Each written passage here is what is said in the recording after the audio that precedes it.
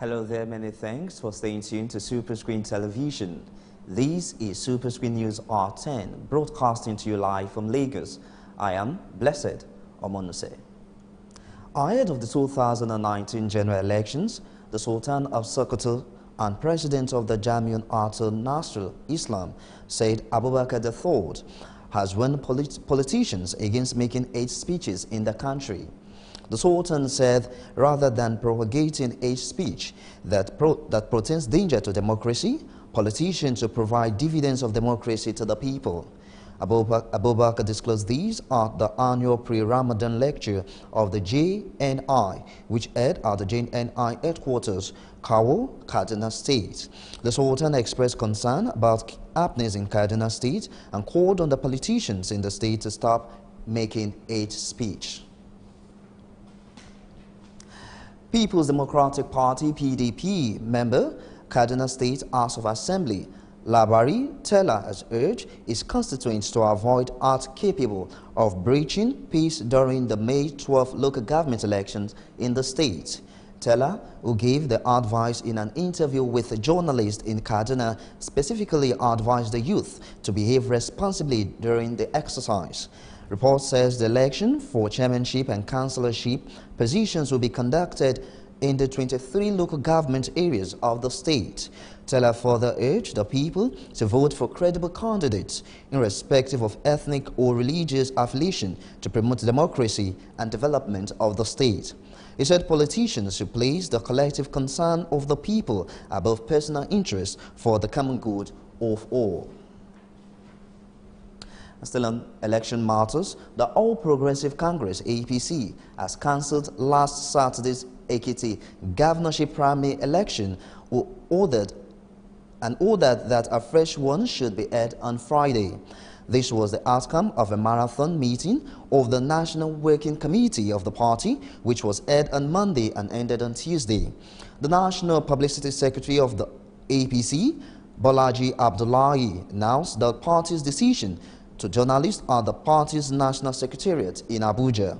Abdullahi said the party considered the report submitted to it by Governor Tanko Amakura-led panel sent to conduct the exercise. He also said agents of the aspirants identified as perpetrators of the violence which led to the disruption of the exercise has been disqualified from taking part in the fresh exercise. Deputy Governor of Ekiti State, Kolapo Olushola, has emerged as the candidate of the People's Democratic Party (PDP) for the July 14 governorship election. Olushola, an Ijidin of Ikere Ekiti in the South Senatorial districts of the state, is the preferred candidate of Governor Ayodele Fayose. He pulled 1,191 to defeat a former Minister of State for Works at Dayo Adeyeye in the keenly contested primary. Adeyeye, who is also a former National Publicity Secretary of the PDP Caretaker Committee, scored 770, while 7 votes were voided. Senate President Bukola Saraki has inaugurated the joint ad hoc committee of the National Assembly to investigate the invasion of the Senate chamber and snatching of the maize by suspected thugs. Saraki, while inaugurating the committee, whose members were drawn from the Senate and House of Representatives, alleged that those who attacked the Senate on April 18, 2018 were led by a serving senator. Senate Deputy Majority Leader, Senator Balambi Hala, who is also chairman of the panel, said all those suspected to have links with the attack will be interrogated.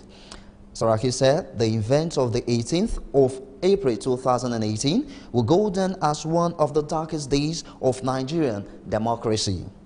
Saraki maintained that the precinct of the National Assembly is not a place where the National Assembly meets, but also the symbol of Nigerians' liberty from autocracy. The Senate has summoned the National Security Advisor, Chief of Army Staff, and other security chiefs to give an update on the fight against proliferation of firearms in the country. Mover of the motion, Suleiman Nkuyi, called for urgent attention on the issues of arms proliferation.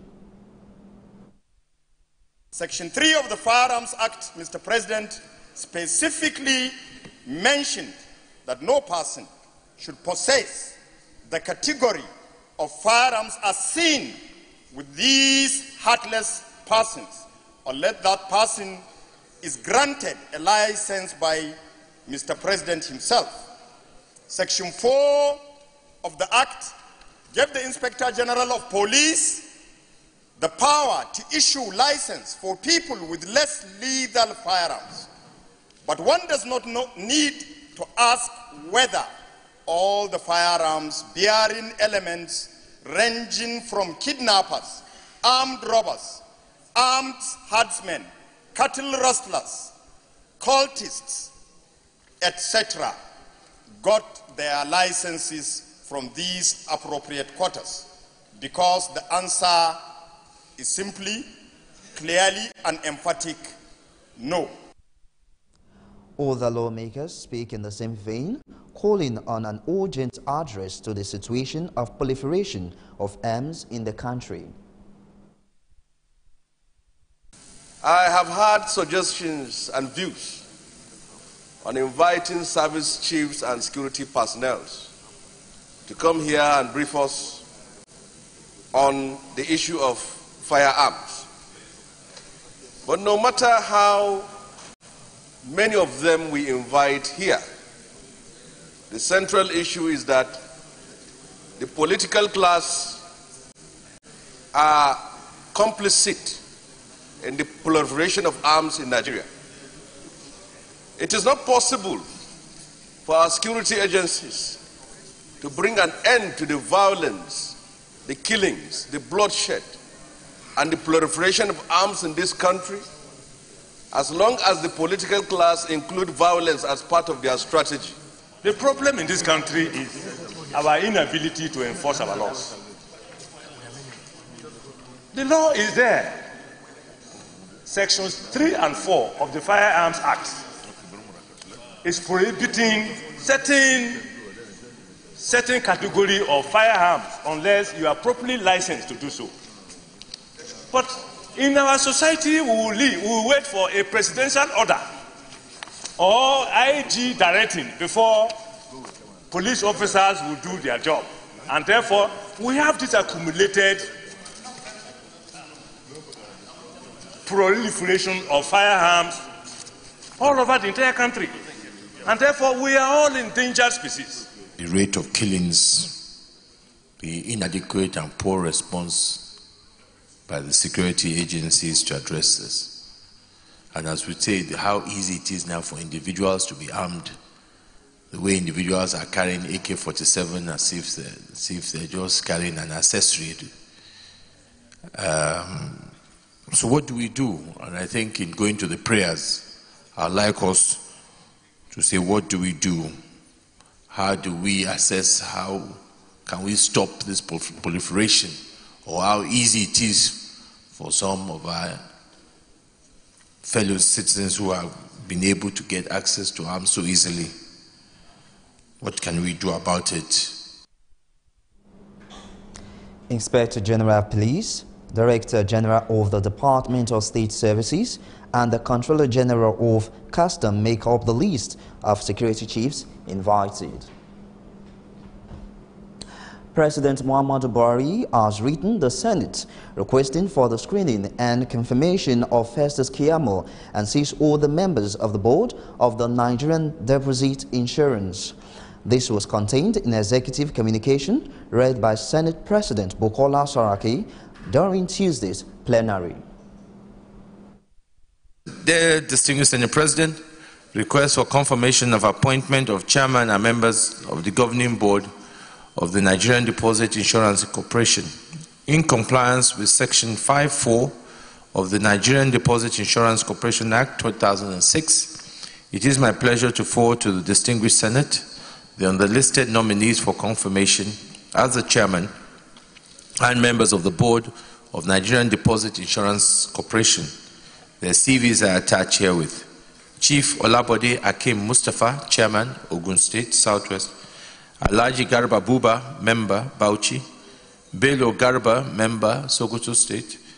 Brigadier General Joseph O.J. Okalogu, Member, Enugu, Mustafa Adewale Mujashiru, Member, Kwara, Barrister Festus A. Kiamo, Member, Delta, Mr. Adewale W. Adeleke, Member, Ondo State.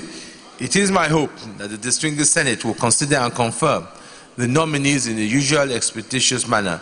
Please accept, Mr. Senate President, the assurances of my highest consideration. Yours sincerely, Muhammadu Buhari.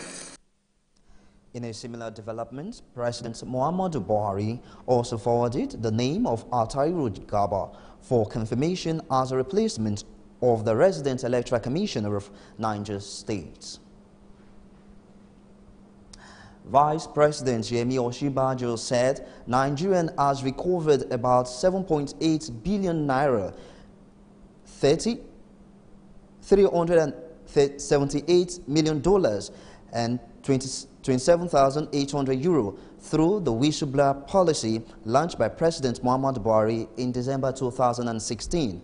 Osinbajo spoke at the opening of the Open Government Partnership (OGP) week holding at the Nigerian Air Force Headquarters. Abuja said the Presidential Initiative and Continuous Audit (PICA), which oversees the whistleblower policies in the Ministry of Finance, has helped the government to save over 200 billion naira by eliminating ghost workers.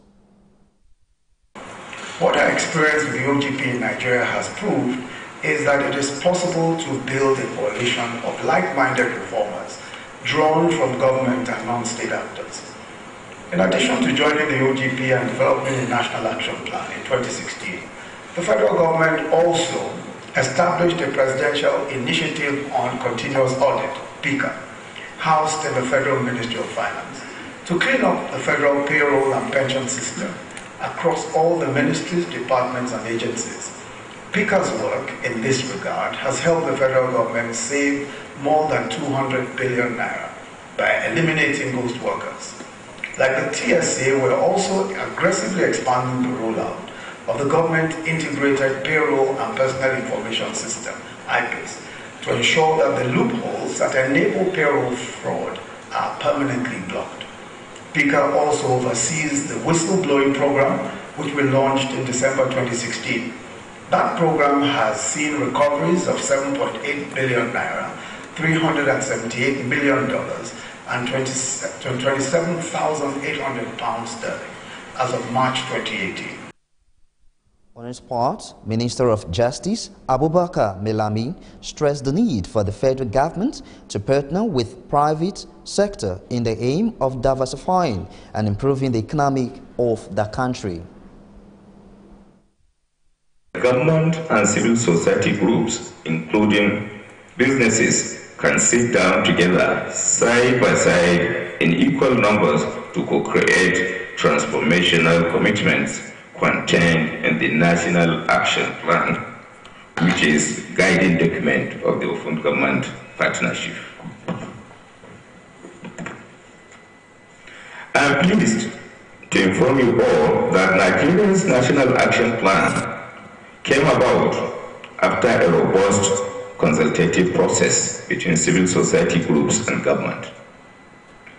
It covers 4 thematic areas of fiscal transparency, anti-corruption, access to information, and citizens' engagement. Part of the progress is the fact that so far, 5 states have come on board OGP. These include Kaduna, Kano, Anambra, Ebonyi, and Niger. I'm also delighted to inform that Kaduna State has been nominated as one of the global subnational pilots. You will recall that the whistleblower policy was inaugurated under the administration of President Muhammadu Buhari. This is Superscreen News R10. We'll take a short break, and when we return, we'll bring you business news. Please stay with us.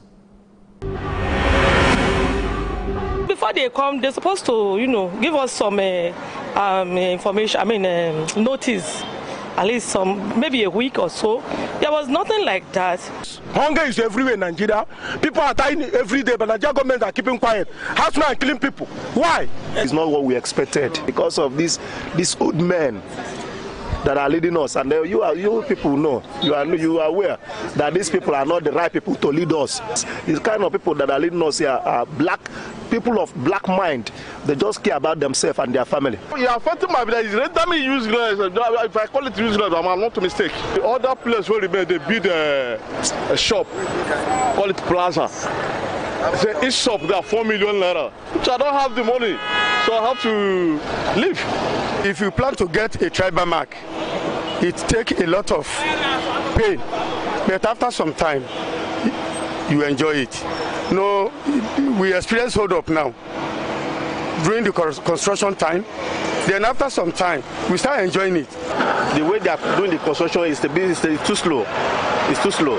The construction is too slow. They should stop the construction and make sure people go into their businesses and do their businesses.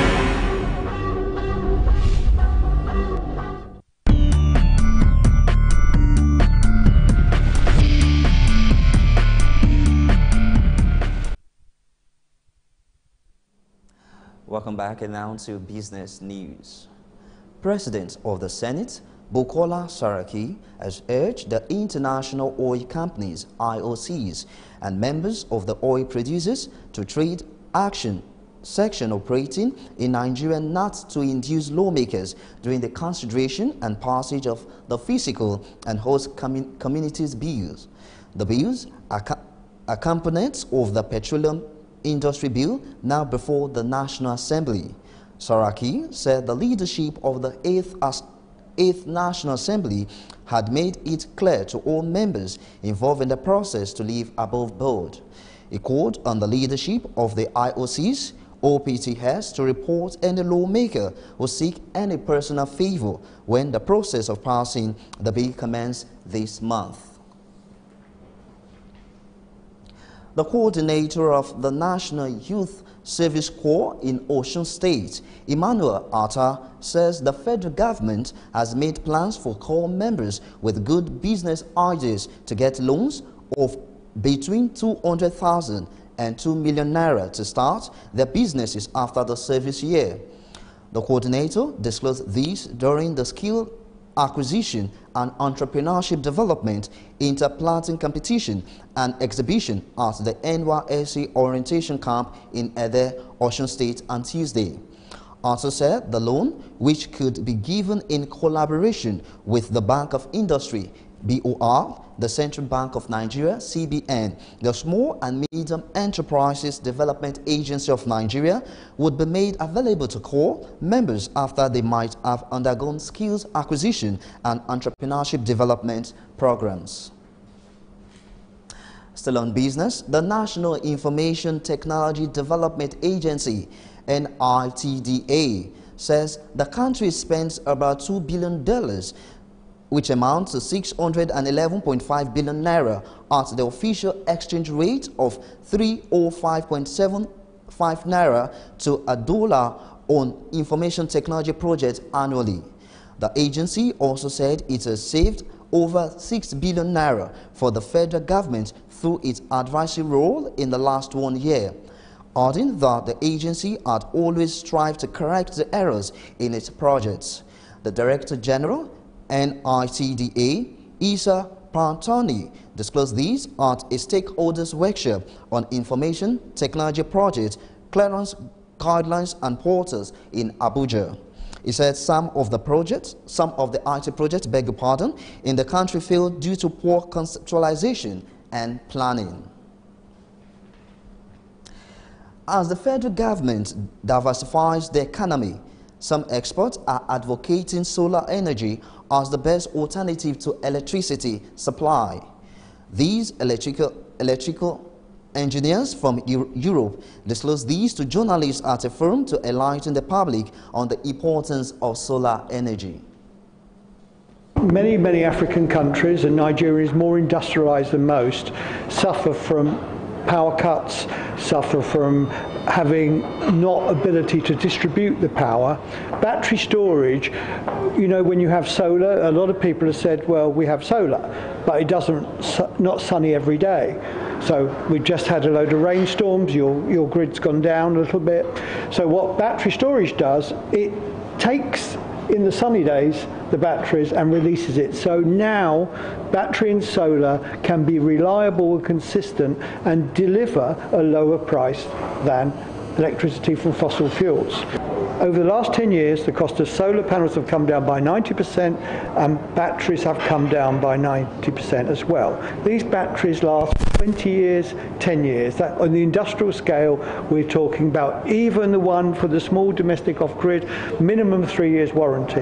We are fully convinced that with the cooperation with Telco Europe and Nigeria, that we can cover this market. I think the time is right now. The products have reached the level of, let's say, of cost that normal people in the country in Nigeria can afford to buy this. And say as a replacement for their generators, or what you're normally using here, yes. People living in the rural areas, I say that doesn't mean low-class people are not connected to the grid, actually. They have an interest to have such a unit, yes. They have no cables, they have no electricity, they have no lights at home, and they can use this kind of system. If you're just joining us, this is Superscreen News R10. We'll go on a short commercial break, and when we return, we'll bring you foreign and sport updates. Please stay.